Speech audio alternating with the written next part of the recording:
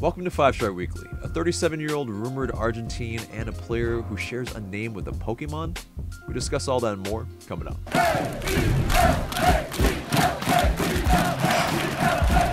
Welcome to the show, 5-Star fam. I'm AJ and this is Mark. Before we get into it, become part of the notification squad by hitting the bell next to the subscribe button on YouTube. This segment is sponsored by Thinking Man Tavern, a cozy Decatur neighborhood pub. Grab a tasty beverage from a wide variety of selections and a plate of something delicious from the menu. To go, check out Thinking Man Tavern. Some interesting bits of news this week, so let's get into it. So Paul Mcdonough, formerly of Inter Miami and also formerly of Atlanta United, of course, now has officially returned. It's been announced he will return as a vice president of Atlanta United. He will pretty much return to his post that he had currently, previously rather, at Atlanta United, and he will be working under Carlos Bocanegra and, of course, Darren Eales. But, the former person that was pretty much doing a little bit of what Mcdonough was doing at Atlanta United, Chase Falavine, who was the director of player administration, has officially left his post as well, according to Mike Conti. So, Paul Mcdonough returning. Let's get your thoughts first on what you think of him returning. Getting the band back together, basically, right? I think it's for a sense of continuity. Obviously, anybody who's associated with the first couple of years is going to be well regarded for Atlanta United, and he certainly was a big part of that. In terms, the details of his role, I can't necessarily speak to that. I imagine, he plays a key part in putting the roster together, figuring out salary and all that. I think I have nothing but, positive feelings about it. To me, there's no reason why it wouldn't work. Yeah, it's definitely interesting because he's a guy that's very, very familiar with the MLS, allocation money, GAM, TAM, all of that, and navigating that for us. Definitely, he was kind of a person that was relied on. I think what's interesting is the kind of departure from Inter Miami after only 1 year, and where he was the president of the operations there. And it seems like David Beckham has gone a different direction with Phil Neville. That's a whole different thing. But very interesting. It seems like Beckham's probably a little bit more hands-on this year, and so Mcdonough, maybe there was some hearsay about them maybe clashing heads a little bit, and it'll be very interesting who's going to be doing their, what Paul Mcdonough is really good at, and which is the MLS salary structures. And that's gonna be that's their problem really. For us, I think having someone really good with those numbers helped us get our championship team, essentially, and that's someone that in any regard will always be someone that's highly lauded. And so good to see Paul Mcdonough back. Hopefully he can bring us back some of that magic where, like you were saying, the whole band is back together. It's for me, it's almost even like the beginning of Mighty Ducks D2 when all of them were rollerblading through the town, and they're like, they find all their friends, and this is like that type of situation. They're like rolling through the streets, and it's like, oh, Paul Mcdonough, come on back, man. So this is a good thing in my opinion. Whether he, like you were saying, how big of a hand he actually had in every single move. I think just having the whole team kind of running on kind of full cylinder is something that is a wise move. Let's see if it works, But anyway, let's move on to some transfer rumors this week. And Cesar Luis Merlo, who always reputable, he says that Lisandro Lopez, or Licha Lopez, will reportedly announce his departure from the club that he's at, Racing Club, and agreed to a 1-year deal with Atlanta United. And yes, there was a press conference on Tuesday that he announced his departure, Lopez, and he was a little coy about, being kind of linked with LA United. He pretty much did not say if he was or wasn't, but he did say that he was talking with an MLS club. But I suspect it probably would be announced on Friday, the good old Friday news dump. But yeah, there was a lot of speculation whether he would take up an international spot, TAM money. There's some, there's some posthumous tweets from some anonymous MLS accounts that were getting a little bit of stick on Twitter. That's probably rightfully so, because Felipe Cardenas of The Athletic, he said, according to his sources, that Lisandro Lopez will sign a one-year deal and occupy a supplemental roster spot, meaning that Lopez would qualify as a senior minimum salary player, and that's $81,375 in 2020. So that means, yeah, that's, very little money. That's definitely not TAM money. That would be very, very interesting for a guy that has oodles of experience, and also not only in South America but in Europe as well, with Porto, with Olympique Lyon, with also Al Garrafa, and in Brazil with Internacional, and of course Racing Club. And he's also got 7 caps for the Argentinian national team. So what do you think Lopez brings to this squad if he is announced, if the rumors are true? I think you'd hit the nail on the head with the experience. You know what I mean? Like, I think that's the first thing that jumps out. His resume, I think, is fairly good. Having a lot of appearances, for Porto and Lyon, as you mentioned, and a handful of appearances for Argentina. So it'll be interesting to see what he has left in the tank. I mean, he's obviously still playing, and Argentina is a pretty good league. But I think, yeah, the experience. There was also, I forget who said this, but the fact that he can play as a second striker gives Ence the possibility of a different look. In terms of profile, he seems kind of like Eric Lopez, so it'll be maybe it's a way for him to kind of help Eric Lopez. Yeah, mentor him a little bit, yeah. Yeah, exactly. Mentor him into the role, like learn things from him and so on. Yeah, I mean, I guess the only thing is the fact that he takes up an international slot, but possibly. We don't know. Okay, but... So that's interesting, right? Because if he doesn't take up an international slot, then it's almost like, why not? Right. I mean, but it's a high likelihood that he would. It's just a matter of there are a lot of people that have always said that you shouldn't worry about international spots. We always find a way to kind of free one up. So it really. Really could be a worry, maybe, but I think in the long run, I think we always find the spots that we need if we're going to bring in a certain type of player that's an international player. I think what this move says to me more than anything else is that they're backing the manager. I mean, I have to believe that Ence is very much on board with this move. This profile player, it certainly makes sense for him. So yeah, I think that's definitely a good sign as well. To see the front office being proactive in the market, and like I said, getting a player that the manager wants. Right.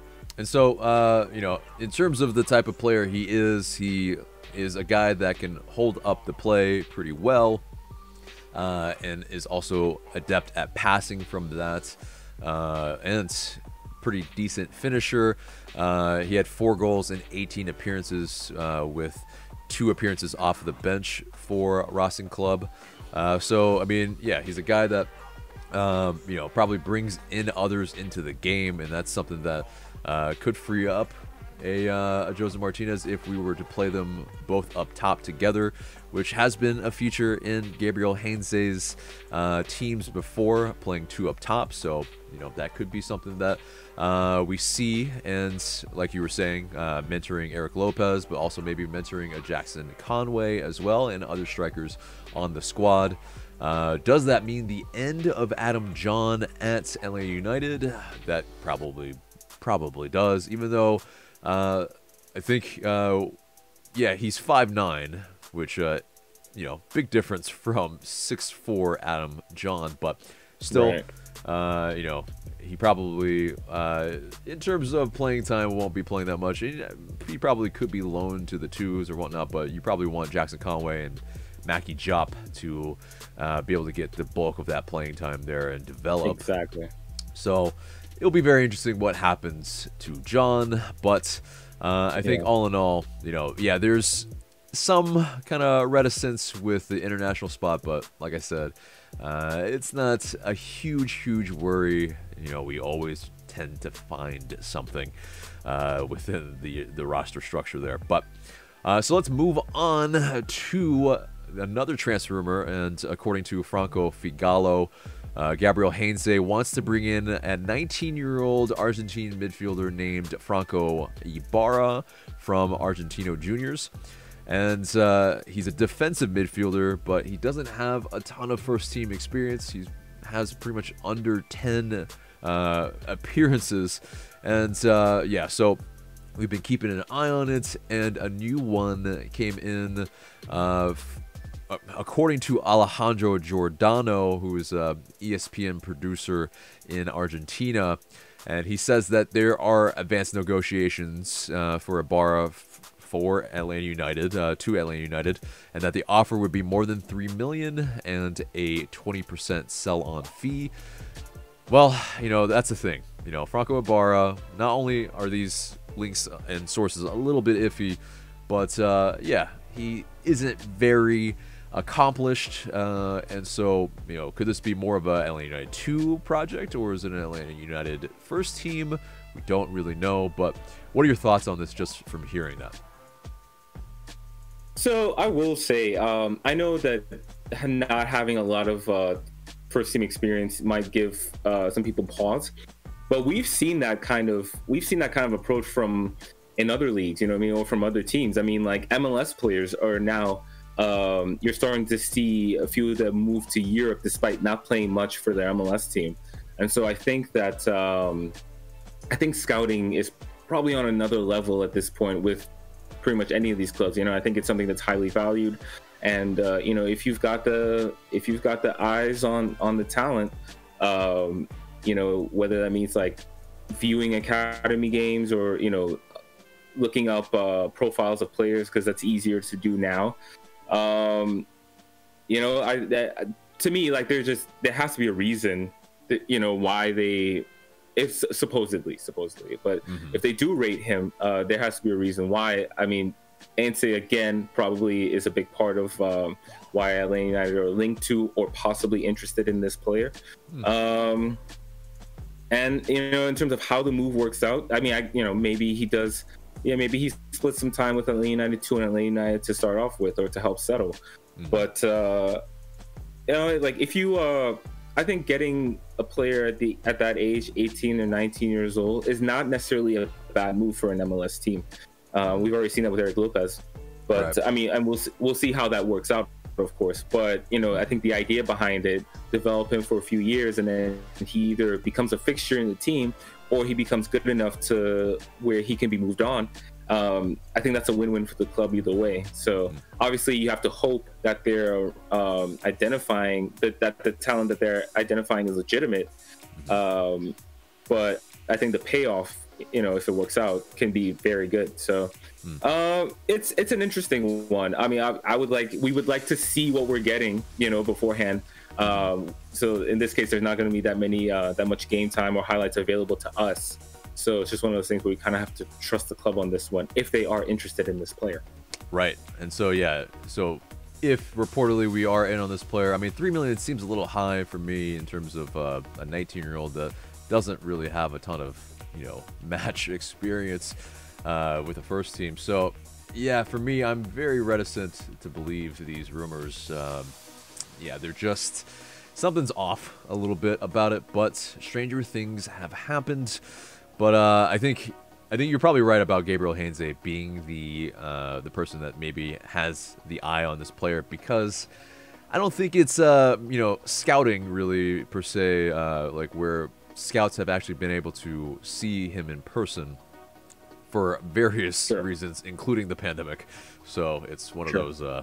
I think it's definitely, you know, if it is a Hainsey type of recommendation. But anyway, moving on to Atlanta United signing a new homegrown player, and it is Machop Chol, or Machop Chol, however you want to pronounce it. But he was original member of the Atlanta United Academy U18s in the inaugural 2016-2017 season.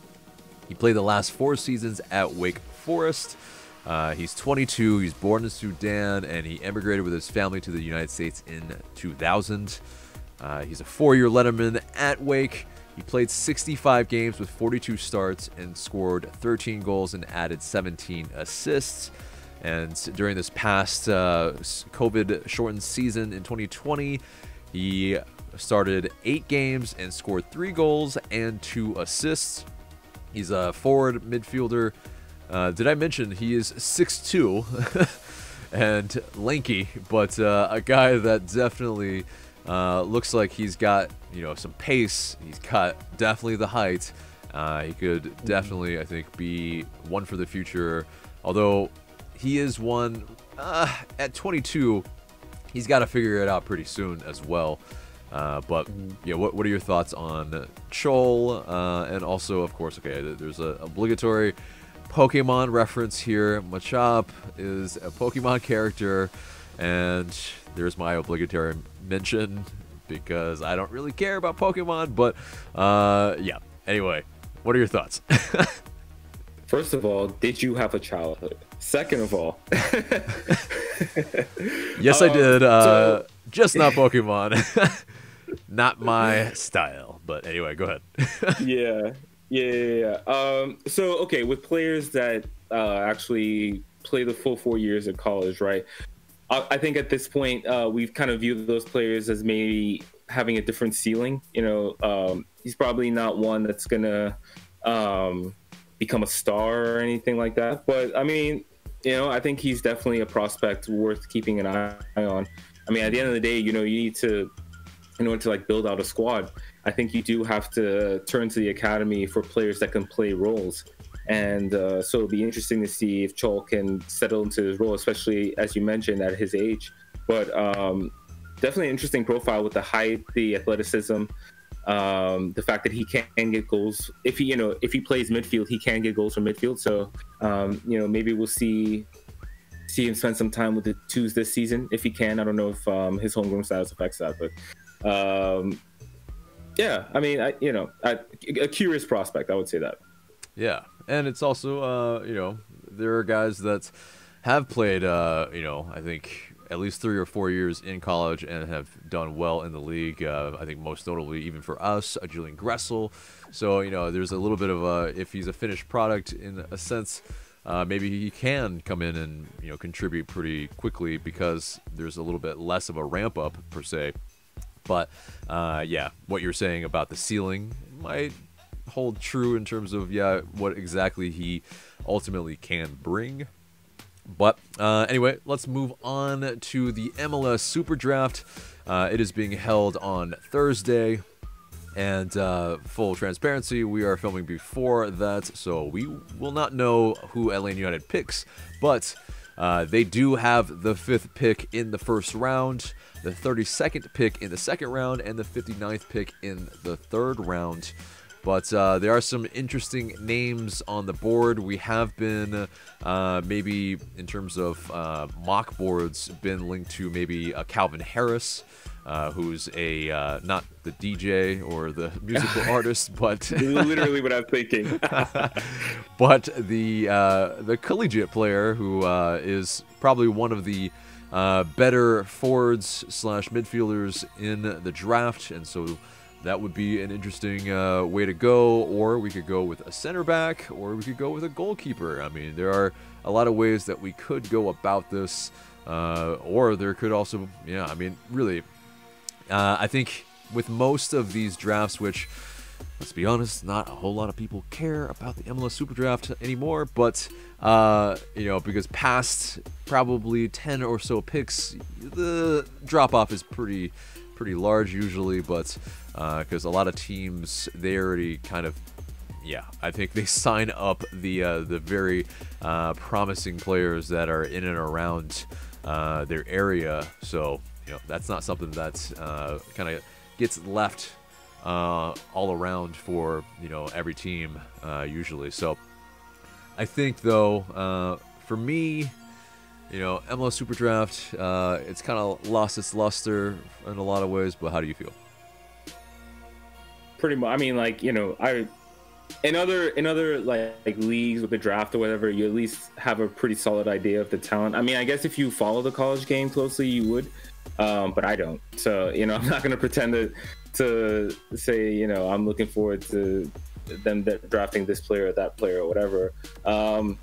Yeah, it's just one of those things where it can Atl United identify talent that maybe slips through the cracks. But as you mentioned, that's happening less and less now with MLS teams, having fully developed academies and signing talented players in their area and so on. So, it's just like, I'm sure they'll draft somebody, we'll get like a really solid profile on them or whatever, and then it's just a matter of we'll see. So, yeah. I'm pretty nonchalant about it myself. Yeah, because I mean, okay, going through our Super Draft history, of course, Miles Robinson, that's a hit. Julian Gressel, that's a hit. John Gallagher came good after a loan spell at Aberdeen and showing out for the twos a little bit. But unfortunately, yeah, some of the other ones, Gordon Wild, Ollie Shannon, some of the recent ones as well, not so much that, yeah, they've pretty much been let go fairly soon. The likes of Amir Bashti, like, had a role with Atl Utd 2 last year, but he, a couple times was dropped from Atl Utd 2. Anderson Asiedu with, his age, maybe being the concern in terms of what's his real age, probably was the reason why he was let go. That's speculation, so don't quote me on that. But, yeah, it's one of those where recently it's been a lot of miss, I would say, in terms of Super Draft. And even though we have a high pick, yeah, it really is, well, we'll see. We'll see. But rest assured, we will definitely have the coverage on our social media, and we will go in depth on next week's pod on those players. But let's move on to more MLS things in terms of what the league's doing. Commissioner Don Garber wrote a letter to the fans, and I won't read the whole thing because it's pretty long, but he pretty much, to sum it up, was pretty much kind of appealing to the fans and pretty much trying to say that MLSPA, the ball is in their court to, kind of finish the negotiations. But MLSPA, they wrote something back pretty spicy on Twitter. They wrote, "At us next time." And wow, there's definitely, I think that shows the divide right now that's currently between the two sides in terms of the league and the Players Association. But yeah, I mean, it probably seems like they're not close. What do you think? I think Don Garber is a self-serving salesman. Like, because I saw the letter, I was how's like, that for alliteration, man? Yeah, I know, right? Salesman, damn. Yeah, I know. I mean, when as soon as you retweeted it, I pulled up the letter and I read it, and because I was like, there has to be a reason, like right away. You know what I mean? Like, Don Garber is releasing a letter or whatever to the fans. Like, there has to be a reason why. And then it's not until maybe 5 or 6 paragraphs into it that we really get to the heart of, I guess it's pretty much the lead. You know what I mean? Like, that's the whole point of the letter is, hey, MLSPA, we've put together this very good offer, this very fair offer. You need to, he's basically saying they need to accept their proposal. Like, he's not even like talking about in terms of negotiation. He's like, oh, come on, let's push this through so that we can have a season for the fans or whatever. Look, man, leave us out of your negotiations, okay? Like, like, I understand why they have to happen, right? And even though, and I'll say it again here, as I did last week, they're back at the table because of the owners. They're back at the table because the league enforced the force majeure clause, and the players are already unhappy about that. The players were unhappy last season when MLS threatened the lockout early in the pandemic. I mean, you know, or what? I'm not sure if it was. I think that might have been right before but the still, pandemic. yeah, when they were negotiating this shit last year. I mean, it just. Yeah. It's typical. It's typical. And actually, I'm gonna read something from I think Mickey Turner. Is that how you say his name? Yeah. But basically, he had a whole thread which I think is worth reading. But the one tweet: I can't help but marvel at the complete turnaround in CBA negotiating strategy by MLS by airing this in public to presumably apply pressure to MLSPA. I'm also not sure this will have the intended effect given the makeup of the fan base. I think he's completely spot on. Because I read the first 4 or 5 replies to Don Garber's tweeting out the letter, and you know what they were about? Sinclair. Like, there's a lot of MLS fans that can't even watch their MLS team without getting a cable package or finding a workaround. And I am one of those people. I cannot watch Atlanta United. If the season started today, I don't know how I would watch those games. So it's just, yeah. I mean, like, this letter sums up, like, everything I feel about Don Garber. Like, I have no love for this. That's fair. I don't care about, you know, I care about the negotiations in the sense that I do want the players to get a fair shake. But you know, it's one of those things where if the owners make this difficult and the players are, you know, feeling like, hey, we've already given a lot and you're asking us to give more, completely understand where they're coming from. So it's just, it's tactics. It's pure tactics to me. And quite frankly, it's transparent.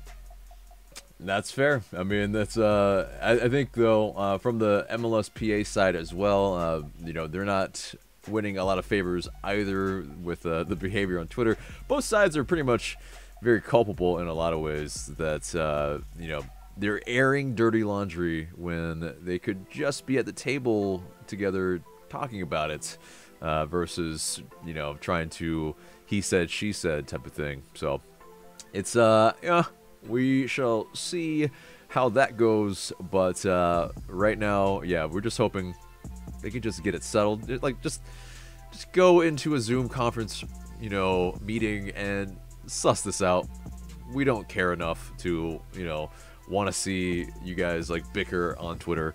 As entertaining as it may be, it's still. But anyway, let's move on from that. And Joseph Martinez was seen recently not only with a man bun, but in the new Atlanta United training kit, confirming some of those things that we have seen. And plus the fact that he's in training.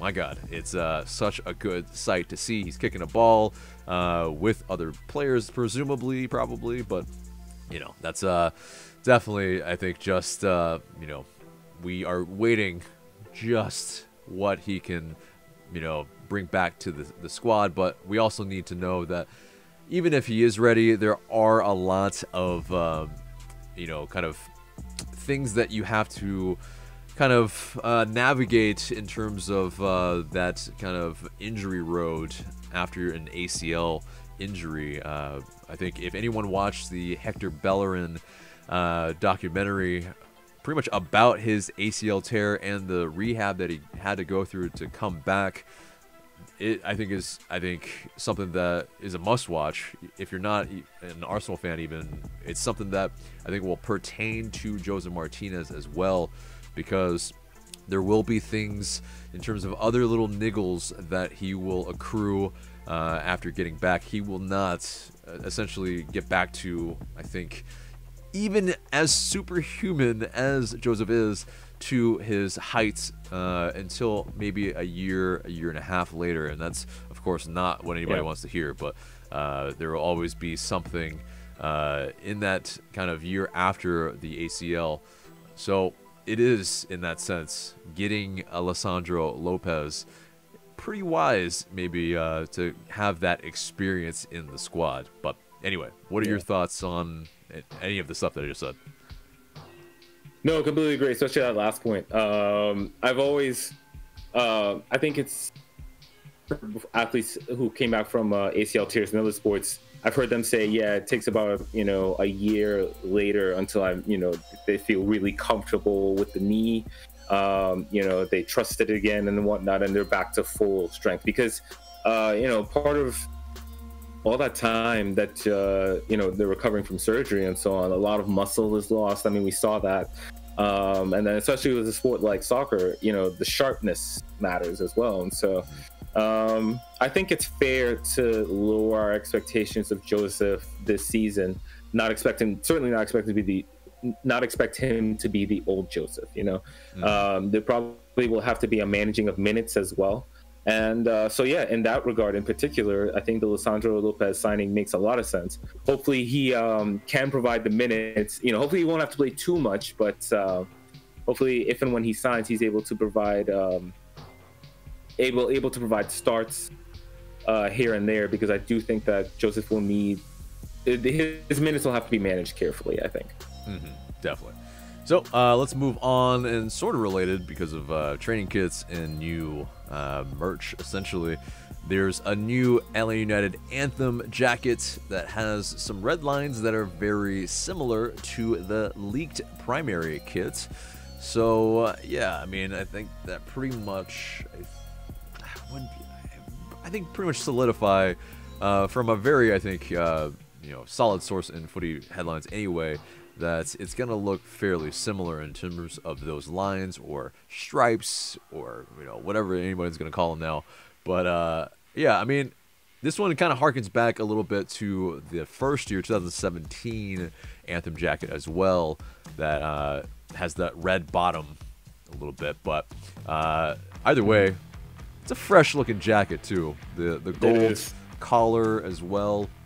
It's something that, I mean, a lot of people were shitting on the primary kit leak, but is it warming up on you or not? I still don't know about that primary kit, but I do like the jacket a lot. No, I do. I think the gold sleeves, or the gold stripes down the sleeve in particular, look pretty good against the black. The red zipper is a nice touch. That actually is a fresh jacket. I completely agree. Yeah, and do note that there's also like these on all of these. I think maybe on yours too. The training kit that you're wearing maybe right now, or maybe that's just this year's. There's some like ghost gold lines on the sleeves as well, and some of these other ones will have some ghost. Maybe not that one, but some ghost red lines on the other one. So it's just, I'm not really sure what that's all about, but because that's the only part that I'm like a little on. But, it's not going to be seen that much, so not that big of a deal, I guess. But either way, let us know in the comments below how you feel about this this Anthem jacket and what it might solidify as the primary kit. But anyway, let's move on to Fortnite. Pretty much collabing with not only MLS, but teams from around the world.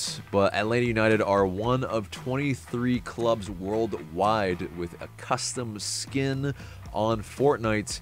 And you pretty much see, it's like this pretty dope kit that the characters in the game would be wearing, that you can download, I believe, maybe this weekend, I believe. It's like the 23rd or something like that. There's also some Atlanta United games or something like that some influencers and some players from Atlanta United also will be playing. So, all in all, I think good for the kids that play Fortnite, or the adults that play Fortnite as well. But, what do you think of that kit, though? I mean, it's like something that people would actually want, I think, if that was actually a kit, because there's like a collar. It's a little bit different. It's a little bit different than,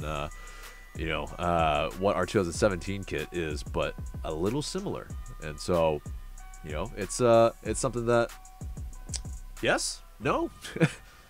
I'd say yes for me. I mean, I think we've seen a spin on this, like in terms of like clubs that have the stripe pattern primary.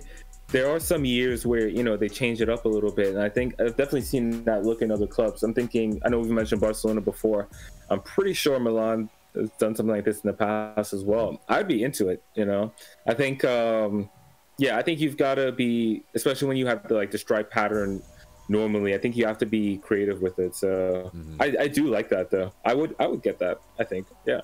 Yeah. I personally like collars. I'm even wearing a collar right now. Marc can't see me, but whatever.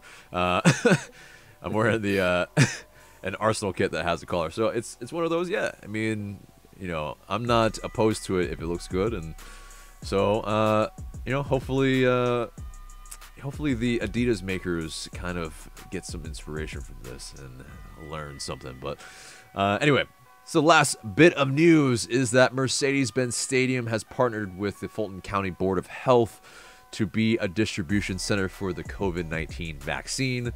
And all I have to say is just I'm applauding that because, yeah, we need all this vaccine rollout as soon as possible, and the more of us that can get it, we can get back to normal reality and get back to watching games inside Mercedes-Benz Stadium instead of just vaccine rollouts. But anyway, that's our last bit of news and pretty much the entire show except for the question of the day. And the question of the day is, how do you feel about the potential international spot being used on Lisandro Lopez? We talked about it in depth throughout the episode, but we want to know your thoughts on it in the comments below. So anyway, that's it for us today. Remember to like, share, comment, subscribe. And for Marc, I'm AJ. Thanks so much for watching.